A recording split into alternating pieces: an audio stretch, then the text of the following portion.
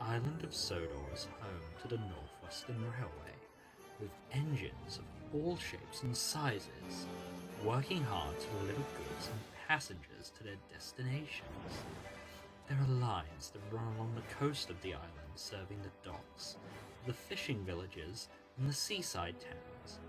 There are branch lines that run to the farms, and the quarries, and the ancient castles of the island's heartland. And then there is the main line, which runs all the way from Knapford on the west coast of the island to Vickerstown in the east, and continues over the Vickerstown Bridge, where it connects to the mainland and beyond. It was a bright and beautiful morning on the island of Sodor. The sun was just beginning to rise, casting a warm, golden glow over the railway yards. Donald and Douglas, the Scottish twin engines, were bustling about the yard, preparing for a long journey with a hefty goods train. "Aye, Dougie, we've got a real challenge ahead of us today," Donald said cheerfully. "Indeed, Donny. This load's no small feat, but we've handled worse before, haven't we?" Douglas replied, smiling. The twins were very excited about their task. They had been given a large goods train filled with supplies for the other end of the railway. It was a very important job, and they were eager to show they could handle it.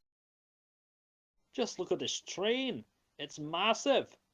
We'll have to work extra hard to make sure we get everything delivered on time. Aye, it's going to be a long day. We'd better get started." Douglas nodded. The twins coupled up to the long train, and as they were about to set off, Edward puffed into the yard. "Good morning, Donald and Douglas. That's quite a long train you've got there. You sure you can manage?" Edward asked, concerned. "Aye, Edward. We've handled bigger loads before. This is just another day at work for us," Donald replied confidently. "Aye, nae bother at all. We got this covered, Edward," Douglas added cheerfully. Edward watched with a hint of concern as the twins began to move their train out of the yard, and Edward couldn't help but notice the twins seemed a bit tense. "Just remember to work together. A team that works well can achieve great things, but arguing won't get you far. We know, Edward. Don't worry about us. We'll be fine," Donald said sternly. "Aye, we'll get the job done. Thanks for the advice, though," Douglas said, smiling.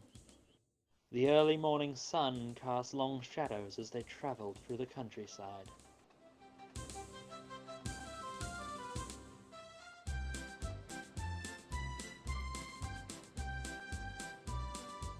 "Look at that view, Dougie. The fields are so green today," Donald said, pleased. "Aye, it's a beautiful morning, but let's keep focused. We've still got a long way to go." At first, everything seemed to be going well. The tracks were clear and the engines kept a steady pace. "Dougie, you're pushing too hard. We need to keep things steady. And you're not pulling hard enough. We're losing momentum," Douglas replied, frustrated. The bickering between Donald and Douglas only made the situation even worse. As they approached Gordon's Hill, they could see that the most challenging part of their journey lay ahead.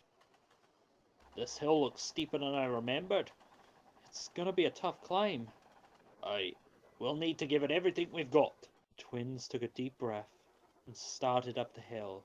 They pushed and pulled with all their might, but the weight of the heavy train was too much for them. "Slowing down, Dougie. I don't know if we can make it up this hill," Donald panted. "We can't stop now. We've got to keep going, no matter what," Douglas said determinedly. Edward, who had been following behind, noticed that the twins were struggling, and realized that they would not make it up the hill on their own. "They need help. I can't just stand by and watch them struggle," Edward thought determinedly. Edward moved up the hill and gently buffered up to the back of the train. "Let me help you up this hill. I'm sure we can make it up together." "Thank ye, Edward. We could use all the help we could get." Edward began to push with all his strength. The three engines worked together, their combined effort easing the strain of the climb. "We're doing well. Just a bit more and we'll be at the top, Edward encouraged. We can do it. We can do it, Donald said, struggling but hopeful.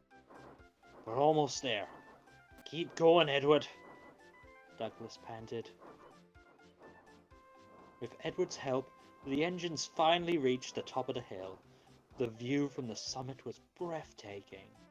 See, teamwork really does make all the difference, Edward smiled. We couldn't have done it without you, Edward. Thank you for all your help. Aye, we owe you a big thanks. We've learned a lot today, Douglas said appreciatively. It's all right. We all need a little help sometimes. What matters most is that we work together and learn from our experiences, Edward said kindly. The rest of the journey went smoothly, and when they returned to the yard, they thanked Edward once more for his help in teaching them a very valuable lesson. Aye, thank you for everything. We're lucky to have friends like you, Douglas said gratefully. It's been my pleasure, you two. We're all a team here on the island of Sodor. I'm proud of how you've learned and grown, Edward said warmly. From that day onwards, Donald and Douglas worked on themselves and worked together without arguing, always remembering the help Edward had given.